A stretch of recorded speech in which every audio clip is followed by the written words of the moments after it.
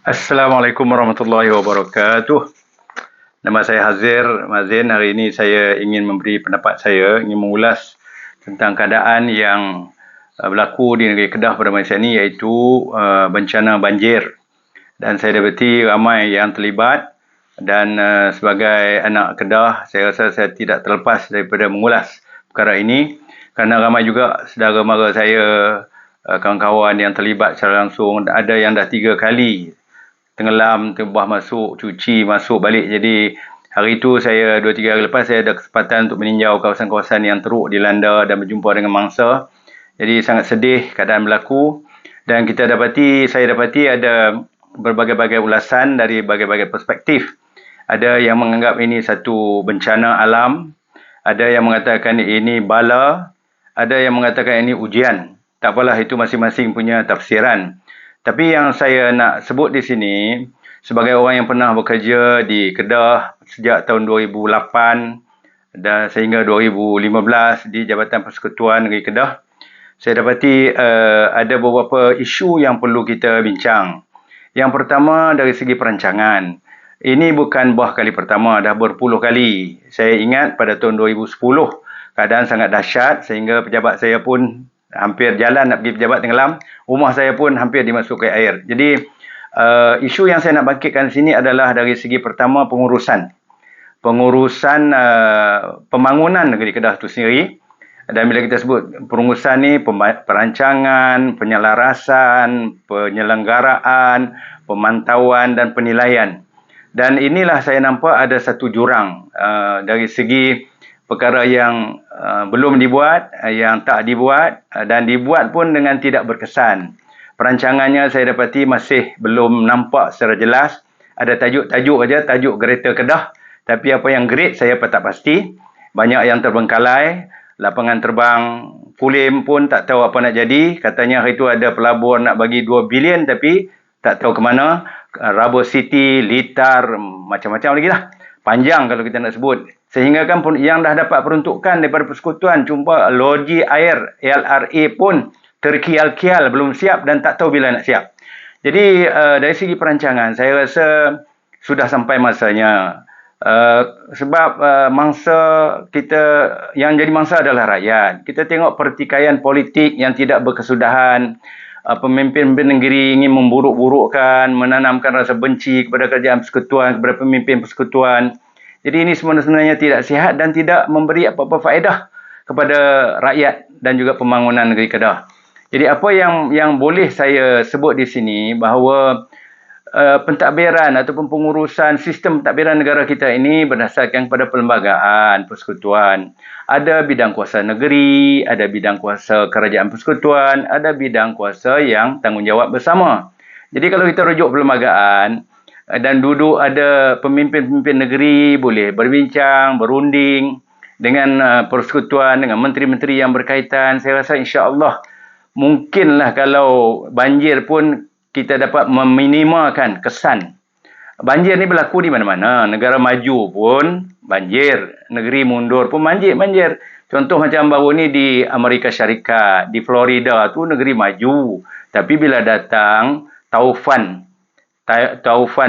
Milton Hurricane Milton, dia menyapu bersih bangunan tinggi dan sebagainya. Tetapi jiwa yang terkorban dapat dikurangkan. Mereka dapat awal notis menggunakan segala teknologi, nyawa dapat diselamatkan dengan cepat dan tempoh recovery itu lebih pendek. Jadi itu yang sepatutnya menjadi satu kerangka perancangan kita. Jadi saya pun pelik kenapa keadaan yang boleh menyebabkan rakyat dalam keadaan terumbang-ambing, kemudian kerajaan negeri pun macam-macam permintaan syarat. Contoh, banjir berlaku kerana balak ditebang. Dan kerajaan negeri kata kena tebang balak sebab kerajaan persekutuan tak bagi 200 juta setahun.